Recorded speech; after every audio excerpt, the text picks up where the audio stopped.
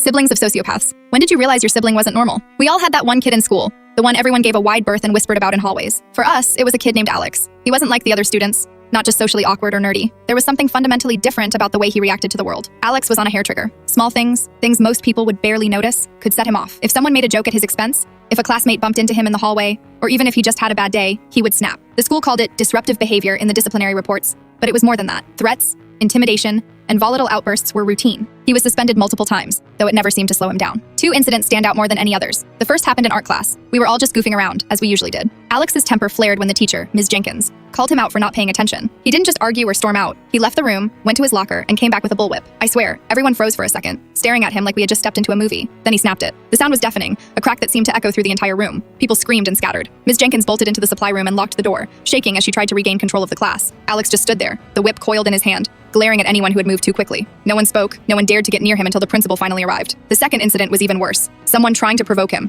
probably thinking they were being funny, made a joke about his appearance. The classroom erupted in laughter, and that was the trigger. Alex pulled a knife out of his backpack and waved it around, screaming, "Who wants to be the first to die?" It felt surreal, like time had slowed down. Chairs scraped against the floor as kids jumped to their feet. A few students ducked under desks, others ran toward the door. Teachers were yelling, trying to calm him down, but Alex wasn't listening. The principal and a security officer had to rush in to disarm him. That day, he was expelled, and we never saw him at school again. What made Alex weird wasn't just his temper or his willingness to threaten people, it was the intensity and unpredictability of it. He seemed to exist on a different wavelength. His reactions weren't proportional to the situation. They were extreme, almost theatrical in how unhinged they felt. It made people afraid to even interact with him normally. A friendly comment could be misinterpreted. A joke could be seen as an attack. You learned quickly to walk on eggshells around him. There were rumors, of course. Some said his parents were overly strict or abusive. Others said he had been in therapy, or that there was a history of mental health issues. No one really knew for sure, and no one dared to ask him directly. Alex wasn't the type to confide in anyone. He kept to himself when he wasn't lashing out, and even then, it was with a dangerous edge that made people nervous to be near him. The school atmosphere around Alex was tense. Teachers avoided calling on him in class unless they had to. Students whispered about him in hallways, trading stories that made him sound like a villain out of a horror movie. Even those who were friendly with him had learned to tread carefully. One wrong move, one ill-timed comment, and things could escalate fast. After the knife incident and his expulsion, life at school went back to normal in a sense. But there was always the memory of Alex looming over us. Hallways felt emptier when you passed by his locker. Classrooms felt quieter when you remembered what had happened in art class. The fear he generated lingered, not just for weeks, but for years. Every new student who joined our grade seemed to be warned in hushed tones. Don't mess with Alex, just stay away. I never really found out what happened to him after he left. Some classmates said he moved to another city. Others said he was placed in a facility. No one had solid information. All I knew was that the fear he inspired didn't completely leave, even long after he was gone. Thinking back, Alex wasn't just weird in the way kids are quirky or socially awkward. He was dangerous, unpredictable, and volatile in a way that made him fundamentally different from everyone else. He could switch from quiet and unassuming to menacing and violent in a heartbeat. That intensity, that lack of filter between thought and action, is what made him the weird kid everyone feared and whispered about for years. Even now I think about Alex sometimes, wondering what became of him and if he ever found a way to manage that rage, or if he just took it somewhere else.